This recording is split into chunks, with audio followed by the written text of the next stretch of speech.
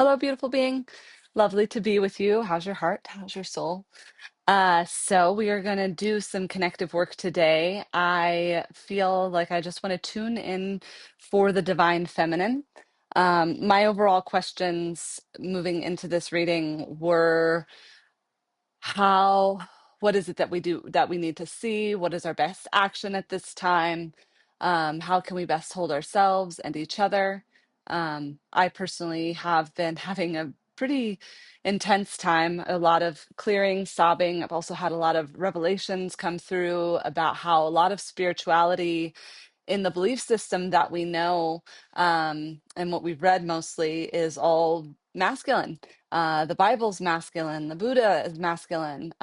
We don't have a lot of the divine feminine within the writing.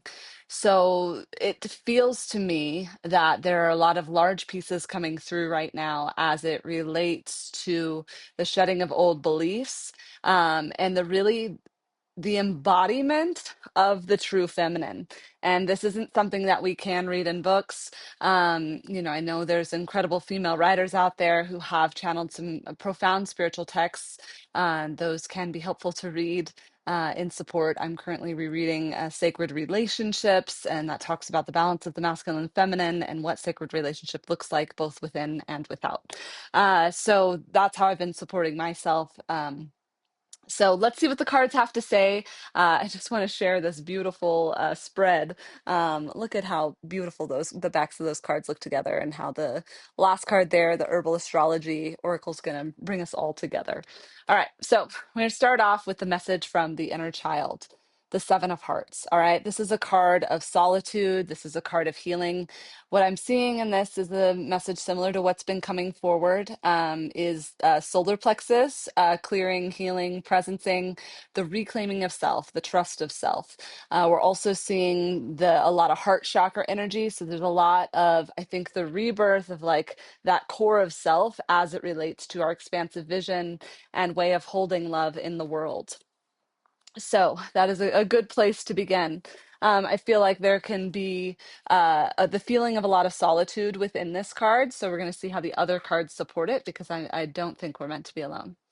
Okay, so this one says Sappho, inspiration. This is from the Mother's Oracle. I haven't done a lot of reading from this deck, but what I see from this picture is, if this is the child medicine or the child wound, this is the medicine for it. This is the child, this is the mother. And this mother is around a bunch of other creative women who are full in their expression, holding it down, connecting with Mother Earth. There's a lot of beauty in their beingness together. They're celebrating in the forest. So I think whether you're able to get all your gal pals together to sing songs and all of that, see if you can. If you don't have that available, see if you can sit with a tree, sing a song. I know for me, doing some toning has been extraordinarily helpful as we move through these challenging times. So beautiful. Okay. So this next card is the bow. And what I'm seeing with it is we've got two raccoons. And raccoons are community beings. And then we have a little of a cat that's in all the pictures here. But I was actually just talking about bow and arrow shooting today, and with my stepfather, and he was talking about how like the practice itself is like this act of like clearing the mind, of getting direct and focused. So I feel like the invitation here is just like is connecting with that point of precision within ourselves, where we can focus on an activity and then just take loving action towards it. Things that can clear the mind. I know for me, as well, I don't feel like I'm getting stuck in the mind.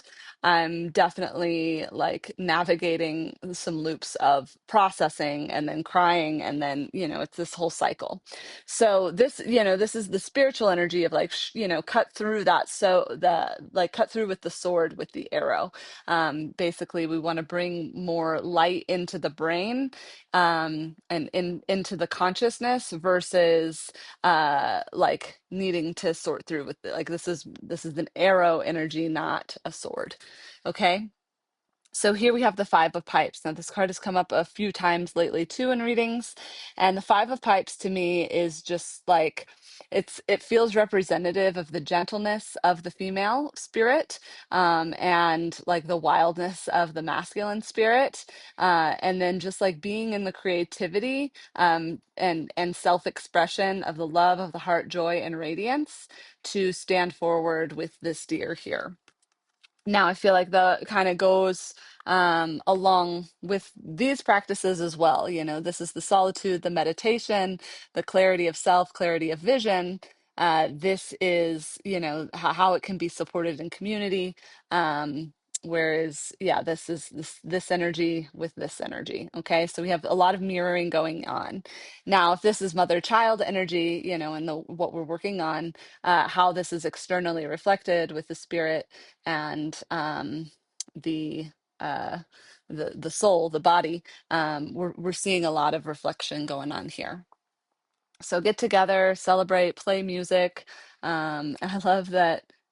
Yeah, we got people playing horns here. We got people playing the flute here. Very beautiful. Okay, so what's summing it all up?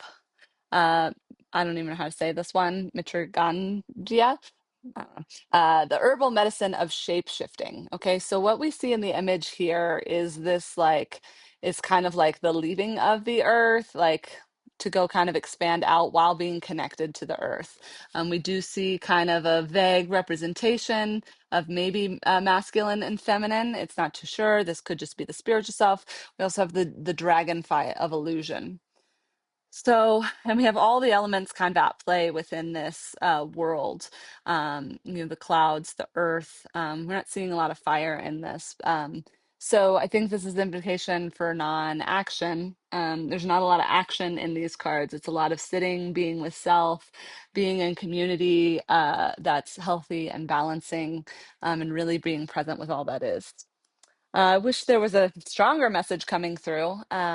But as I've shared in other videos, it's sometimes just being present, like with where we're at in the process and sharing that along the way is our best medicine. Um, if you need to cry, cry. I know that a lot of the astrological ways that this is being navigated right now, this time, like a lot of the astrological influences, are a very similar thing of how we, you know, hold this identity with self and move it forward to something else. So I wish you many blessings on your journey. I am, to the best I can, helping clear and hold the community for the divine feminine and the divine masculine in vision of our sacred unions coming into being. And by coming into being, I mean balance, so that we feel better. We're not meant to be suffering all the time. And I'm looking forward to lighter times ahead. So many blessings. Aho.